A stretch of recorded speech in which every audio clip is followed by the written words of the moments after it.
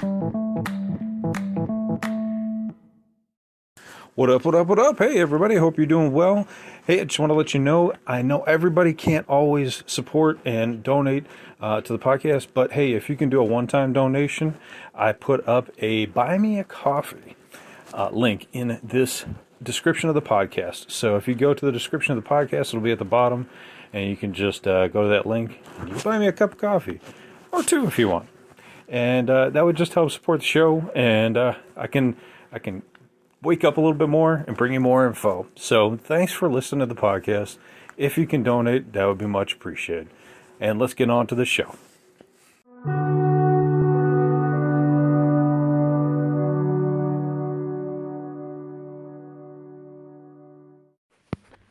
Welcome back to Lockdown Universe, home of the bizarre, peculiar, and unheard of stories of UFO legends and lore.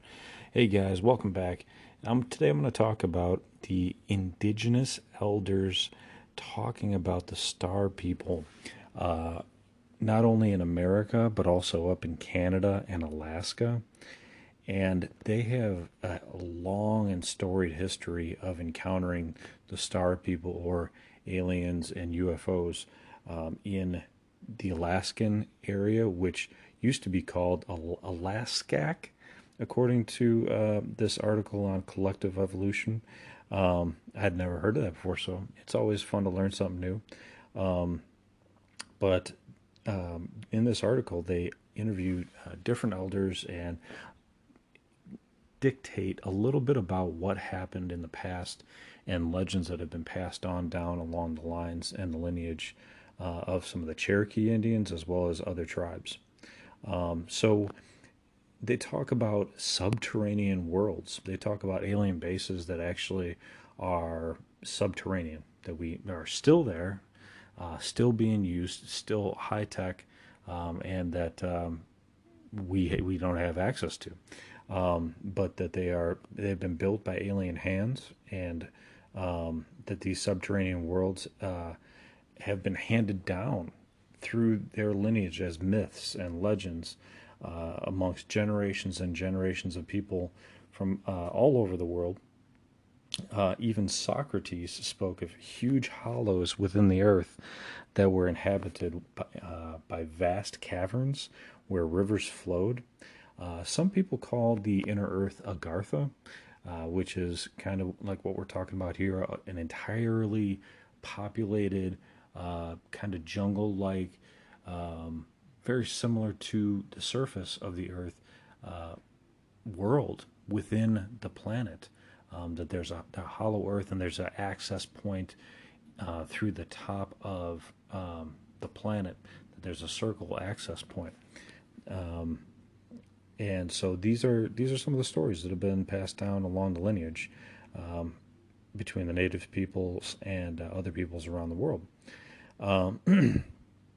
So apparently the Cherokee Indians tell us that when they first came to the southeastern United States, so we're talking about like Florida area, that they found many well-tended gardens, but there was no people that cared for them. Eventually, they found out and discovered a group of people who lived underground and came out only at night to tend to these gardens. They harvested the food and took it underground to their cities. And they reported that these people were small and had blue skin and large black eyes. They reported that the sun's rays were too harsh for them, so they built their cities underground and only came out at night using the light of the moon. The Cherokee called them the Moon People. So this just, speaks to evolution and how some creatures may have evolved through millions and millions of years, and maybe previously were able to exist on the surface of the planet but had to retreat. And I have read so many stories, guys, about these small blue aliens that are called star people or moon people, that have been written by all kinds of different tribes. And this is going back years and years and years in my UFO research, and it just keeps to seem popping up. Even down in like the Aztec area, New Mexico, there have been stories about these blue guys coming up and grabbing a few things off the surface of the planet and then retreating back. So it's really interesting to think about subterranean cultures that might actually exist and have been reported by our ancestors through millions and millions of years. Um, so a quote uh, from Dr. Andy Six Killer Clark. It's a cool name. He's a professor at the Montana State University who is Cherokee Choctaw uh, Indian. He's been researching star people and tribes for many years and encountering a lot of natives who have stories about them. He recently published two articles detailing indigenous stories of encounters with star people, and one was regarding an indigenous elder who shared a story about his encounters with star people and who reportedly crashed on their reservation. Um, so the second article was published just a few days ago, in which an elder who showed Dr. Clark a petrified alien heart, and he claimed that this heart belonged to the star people. So let's take a look at the first report and article where the elder talked about a crash on their reservation. So this story actually occurs in North and South Dakota, Wyoming, and Montana. So there's a lot of different areas in the north that are attributed to UFO crashes. Um, this elder states that his encounter predates the crash at Roswell, um, and he states that it occurred in the summer of 1945, and he states that he was 12 at the time, and he explained how the Army Corps of Engineers came to the reservation around the summer of 1947, so about 2 years later, to survey the river and the surrounding area for quote unquote the reservoir. So originally there was no reservoir, and the Corps confiscated the land and in return gave Harrison's grandfather a worthless piece of land on the other side of the butte. He states, I spent every summer at this place from the time he was 6 years old, and his mom and pop both worked for the tribe, and they didn't want him to come home alone during the summers or to be home alone during the summers. So every May he packed two paper bags, one with a change of clothes and the other with books, marbles, and his toy gun. And his folks dropped him off to live with his gramps from June to August. He loved the summers up there, and he stated he was the only child for miles. He rode horses and herded cattle, and he helped with chores and whatever else he could do. As he got older, there were bigger chores and more responsibilities, and there was no TV or video games like kids have today. So the story goes on and reports that his grandfather told him about a spaceship that crashed on their property. He states, I saw the ship. I went aboard it. It was a long cylinder about 30 feet wide and 60 feet long. I measured it by pacing it off. Most of it stuck inside the butte, close to the water level. It was pretty well camouflaged, and you can't see the butte now. It was covered by water when the Corps of Engineers flooded the valley, creating the reservoir. And he goes on to explain that the crash shook the ground so hard that my grandpa thought the house was going to collapse. You can still see a crack in the foundation of the log cabin where Gramps said the spaceship crash caused this foundation crack.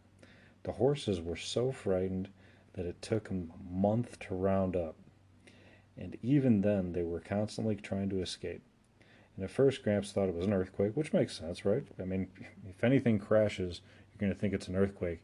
I actually experienced an earthquake myself, and I thought it was a bomb that had dropped off because I could hear the epicenter so far away, and it rumbled towards my house. So it just goes to show you that sometimes you can hear things and it's confusing as to what it is, but eventually you find out what the truth is. And he saw this craft.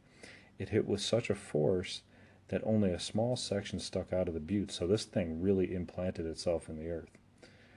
Gramps not only had a keen eye, but he knew the land like the back of his hand, like most of us would if we lived on a piece of property. The smallest disturbance would catch his attention, and for the longest time he sat on the butte watching for any signs of life, so he just kind of sat and watched this spacecraft. He kept vigil for a few days, and finally, after a week, he ventured to the place of impact. His grandfather told him that the starmen who crashed there survived and lived in their craft for approximately 5 months before another ship came and rescued them. It's really interesting, right? So 5 months it took them to be rescued, which makes me think that it might have been a larger ship that was sustainable for long periods of space flight, and that they had to wait for another aircraft that was probably somewhere else in the galaxy to come and retrieve them. But 5 months they waited, man. That's a long time. I don't care who you are in enemy territory on an enemy planet. I mean, they're really lucky they survived. At the time of the crash, the closest ranch to our place was about 10 miles away. And as fate would have it, those neighbors had moved out of the state before the crash occurred, so Gramps delighted in keeping the Starmen's presence a secret. Harrison explained that the first time his grandfather approached them, he did so by taking them an offering of food, and they told him they do not eat flesh. He described them as taller than humans, at about 7 to 8 feet tall, and very white. So these might be the tall whites that we always, are hearing about in ufology and folklore. He described them as being so white you could almost see inside them, so like almost translucent. I'm not sure what he meant by that, except that their skin might have been very thin. They had long, slender fingers, much longer than humans. Their hair was white, and when the sun shined on it, Gramps said it looked like a halo surrounded their heads. He said that sometimes they looked like angels depicted in the paintings of the Bible, except they did not wear gowns. Their eyes, as well, changed color depending on the light. So this is really interesting. We're getting a lot of detail here. Furthermore, Harrison's grandfather described what they wore. He was particularly interested in their clothes. They wore a one-piece light green outfit, and he told me there were times where he saw them wading in the river, and when he approached them, their suits were dry. He told me that he wished he had a suit like that, and when I think of the old man and how he viewed the star visitors, he did his best to describe what he saw. I'm sure if the same thing occurred today, the observers might offer a more sophisticated perspective. So he goes on, and I mean, he kind of talks about this for a while. He talks about how the star people picked up rocks and plants, and at first, when they saw him, they vanished before his eyes. And he never discovered an explanation for that. But he wished he had that power, the power to kind of vanish. Gramps thought that it was like a trait, simply to vanish into thin air when you wanted, but it was probably technology. As time passed, the starmen realized he meant no harm to them, and they didn't disappear when he would approach. And over time, it became clear that they were concerned about their craft. Then they did not want to be discovered. So these guys were really just trying to hide out and make it as long as they could, and hopefully make it back home. Gramps knew that they were waiting on a rescue craft, so he expected it. And he told me their spaceship was one of 4 exploring Earth. They had been dropped off by a bigger ship that was circling the Earth. The big ship would not return for them for some time, and that they just had to wait it out. They were not afraid, but they were afraid that they might be discovered. But if they were discovered, or that an invading army was to come, they could actually make themselves invisible, but they could not make the spaceship invisible. So they might be kind of screwed, apparently, if they couldn't hide their spaceship well enough. So the grandfather actually witnessed their pickup. He watched as they prepared to leave. Each one of the stranded star travelers came to him and bowed before they left, and he understood that they appreciated his discretion. And he said that there were voyagers that had traveled the universe observing life on other worlds. They had been coming to Earth for thousands of years, observing and collecting and noting changes. One day they actually took him aboard their craft and showed him pictures from their home. And as he described it, I suspect it was some kind of TV or computer, but in my grandfather's day there was no such thing, so he called it a picture machine, and he talked about flashing pictures that showed a place different than Earth. It reminded him of the Badlands, but with no vegetation. Their houses were underground, and he asked them if it was heaven, and they told him they did not have a place such as heaven. He was fascinated by the picture machine, and he went back several times to view the pictures. Apparently, the star visitors told them they liked the green of Earth, so they must have liked our nice vegetation here. And they thought that the red willows that grew along the banks of the river were quite beautiful in April. They loved the water because on their world, water was underground. Nothing was on the surface.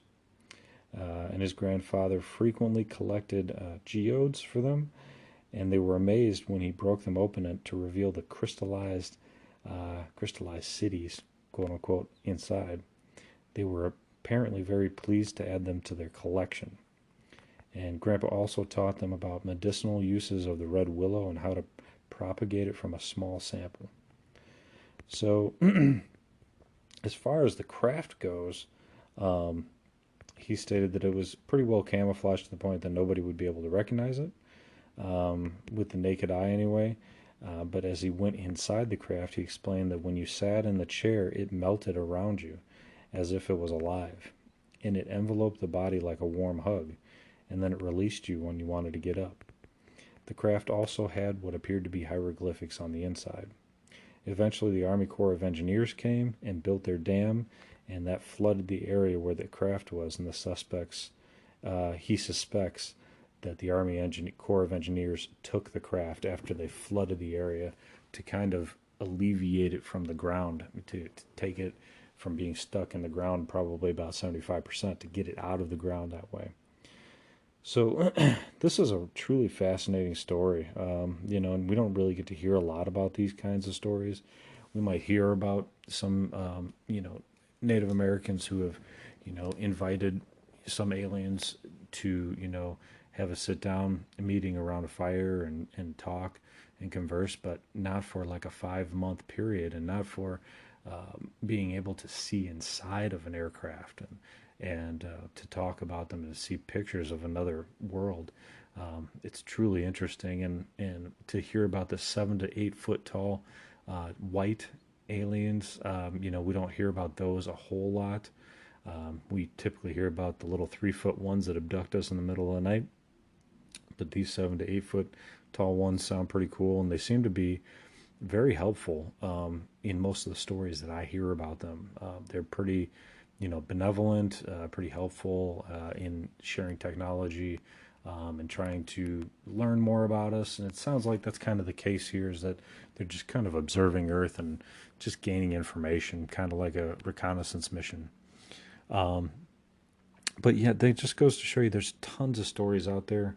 I could go off on a couple of these other stories, but I'm going to wait for another podcast because I like to keep them short for you guys, so they're easy to digest. So what do you think about this story? Do you think it's factual? What do you think about the tall whites? Do you think that they're benevolent?